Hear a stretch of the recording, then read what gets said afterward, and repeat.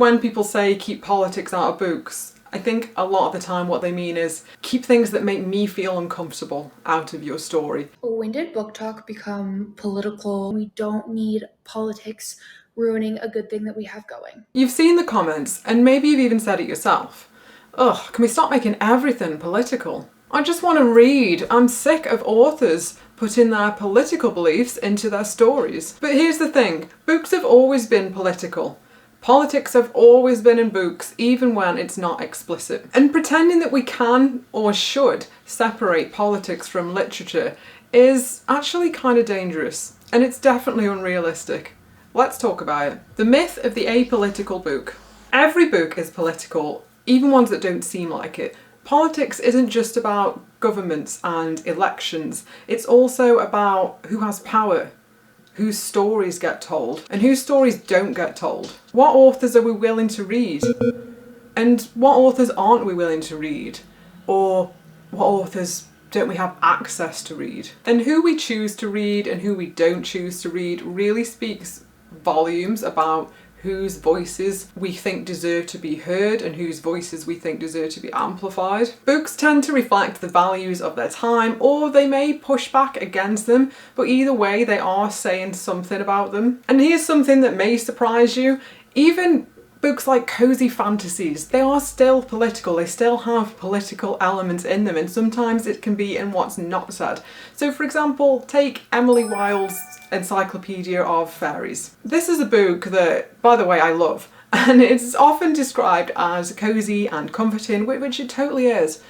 But it'd be wrong to think that there's no politics in this book. This book features changelings, which many people now believe were actually misunderstood autistic children going through autistic regression.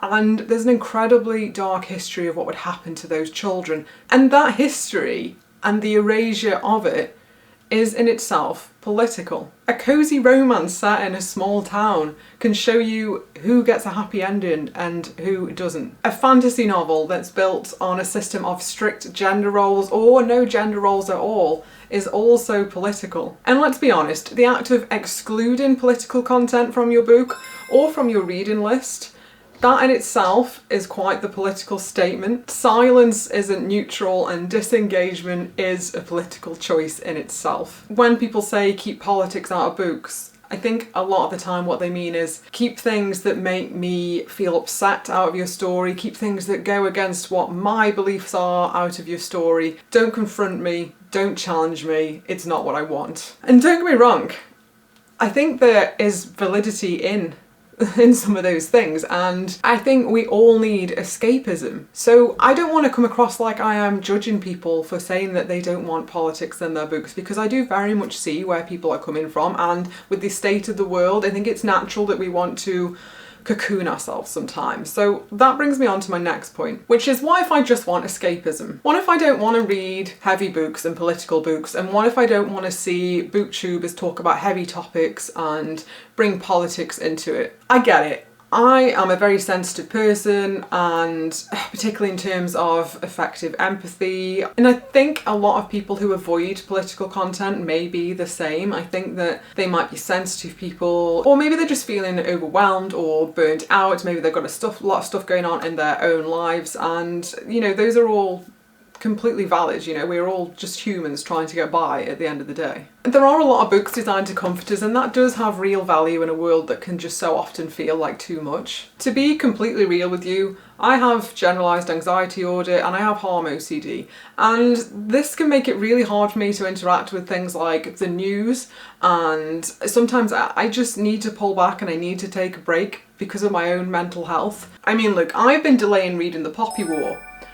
I know it's going to be brilliant, and I also know it's going to be emotionally devastating, that it takes moments of historical reality and incorporates it into the book, and that it's going to be confronting and it's going to be hard to read, and it's, you know, going to be about war, and it'll make me think about things going on in the real world right now. And that's hard, and I feel like you do need to be in the right headspace to read it. I guess what I'm saying is the desire for escapism is completely valid. I also think we need to acknowledge that it is also a privilege. And these two things can absolutely coexist. Something can be both valid and a privilege. And this is a nuance that unfortunately a lot of people seem to struggle with, and nuance is a concept that is dying out. There's a lot of people who they want everything to be black and white and not shades of grey, and they don't realise that two things can exist at once and not cancel each other out. And that is the case here. Escapism is valid. It is also a privilege, because it is a privilege in the sense that if you are able to escape, you are likely not in an active war zone. If you are able to not think about politics and to avoid it, you are likely benefiting from the systems that we have within it. You are likely someone who has never had to fight hard politically to have your identity taken seriously. For people who these books are about or who they're inspired by, there is no off switch. There is no off switch if you're living in Palestine right now or in Ukraine right now. I just want to acknowledge that when I want escapism, I'm able to do it, and I know that some people can't. I think it's important to ask why certain stories feel so heavy to us and why we put them off, and what that says about our ability to look away and to look away from what happens in the world. So yeah, we all need comfort sometimes, and I'm definitely not saying that we should only be reading super politically charged books, not at all. I hope that people don't shut themselves off from those stories though, and I hope they don't shut themselves off from creators who discuss those stories. I hope that whilst we enjoy our cosy fantasies and our small town romances, that we can also engage in content that makes us think deeply about the injustices that exist in the world. And I do want to go into what counts as political. So if someone says something is too political, if a book's too political, what does that even mean? Now, often it seems to mean that the book is featuring something like a feminist critique, or that it critiques inequality, or it critiques racism, or it centres queer characters. It may deliver some form of commentary on capitalism, or it may deliver a commentary on, I don't know, it could be anything. It could be on democracy, it could be on communism, it could, whatever it is, it's delivering a commentary on an ideology. It could be as simple as one that includes a political system, or perhaps includes religious beliefs. One about the common fantasy trope of a woman being essayed so that the male character can advance in the plotline. That's political, but it's not seen to be political. So I guess it's not really about whether a book is political, it's more about the politics that we've normalised within our society and what we personally think of as political, which of course is going to be affected by our own biases. My next point is that reading itself is political. If books weren't political, then people wouldn't be so desperate to ban them. Just look at the waves of book bannings that have been happening now. There are certain countries around the world where book bannings just seem to be getting more and more prolific. We're seeing it a lot in schools and in libraries, and the bannings are far from neutral and they're far from random. There's been a really heavy target placed on queer authors' work and books that feature queer people. And of course there's also been a reaction to this of other libraries and bookstores trying to amplify those voices because of how they've been banned in other spaces. The American Library Association's report showed that over 4,200 books were targeted for removal in the US in 2023. That's a lot of books. And there was one US school librarian who said that she was instructed to remove all LGBT books after just one single complaint from a parent. The graphic novel Heartstopper has been the subject of many bans. The fact that Heartstopper could be considered harmful to children to me is just completely absurd. Who gets to read is also political, because there are places where women and girls have a lot less access to reading than boys, and a lot less access to higher education than boys. Entire communities have been kept from literacy as a tool of control. And in the past, people who were enslaved weren't allowed to read or learn to read, and that's because reading is freedom and knowledge is power. And whenever we try to restrict what stories we grant people access to and who gets to write stories and who doesn't, then that is politics in action. And you know, this starts young and it can be really close to home, because even the books that are available to you in your house as a child usually is the result of your parents' political beliefs and your parents' political biases. And some kids may be able to have access to a really broad range of books, which is great, and others may not.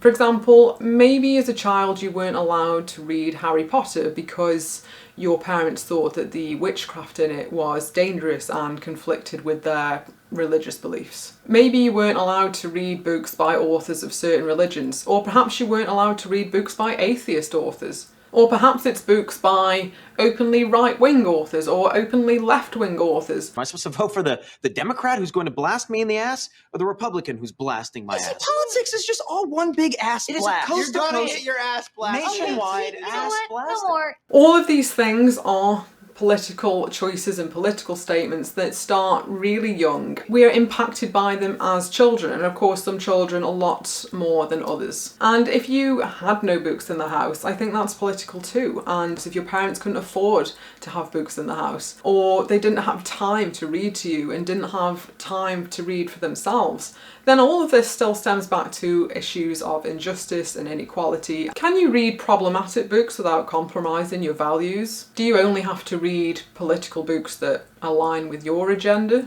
Personally, I think that reading a book with problematic content is absolutely fine. I think the key is to engage with it critically and to just have an awareness of it. You know, reading a book that has problematic elements in it doesn't mean you're agreeing with everything in that book. To me, I think it's necessary to read widely and to read books by people whose beliefs actually don't match your own, because otherwise you end up just living in a bubble, you know? Like, to me, when I read the news, I want to read news from different news sources. And when I watch creators on YouTube, whether it's BookTube or whether it's another area of YouTube that I watch, then I want to watch diverse creators with different beliefs, who come from different places and who come from different parts of the world and who have different life experiences to me.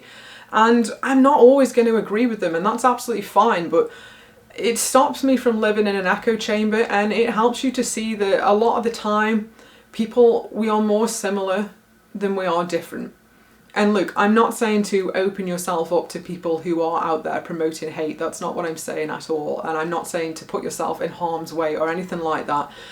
It's just, for me, I think that it's really important that we broaden our own perspectives, and books can be such a wonderful way of doing that. And if you cut off certain books and refuse to read them, then I think you really limit yourself. I do want to add a little caveat here that I think choosing to uplift certain books is not the same as cutting books out. So I don't know, if say you do a month where you're like, I'm only going to read books by black authors this month, I think that's completely different, because now you are actually uplifting people who have been marginalised. So I'm not saying anything negative about that. I guess the next section is to do with why this comes up on BookTube. I have seen creators be told to just stick to books. I've also seen people say, I watch you because you don't mention anything political. I have seen people unsubscribe to channels over a single mention of something to do with injustice, or even something just to do with the person's identity. I mean, believe it or not, like the tiny micro channel that I am,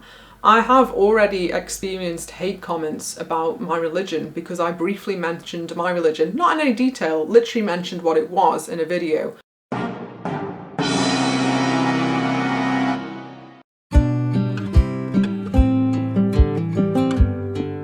Did make me think about how people just react and how reactionary we can be as humans, and how sometimes if someone doesn't align perfectly with us, rather than deal with any discomfort that brings, we just disengage. It's just easier. It helps protect our little brains.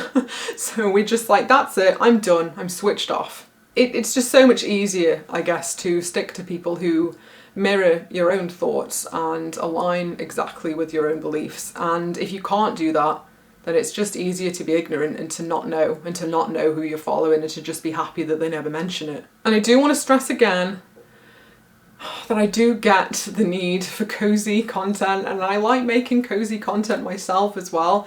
It's just that I am a whole person and I can't keep myself out of these videos because I'm making them, and it would feel inauthentic to me to not bring up things that I really care about. But it was just interesting to me about people only following creators where they say that they never bring politics into it. I don't see how that's possible, because even indirectly, when I watch booktubers, I can often tell their political beliefs. Or at least I think I can. Could I be wrong? Of course I could be wrong. But I can usually tell. I think that I can tell. From the books they talk about, the books they promote, the authors they promote, the authors that they don't mention on the channel, the discussion points that they bring up in books and what was important to them in a book.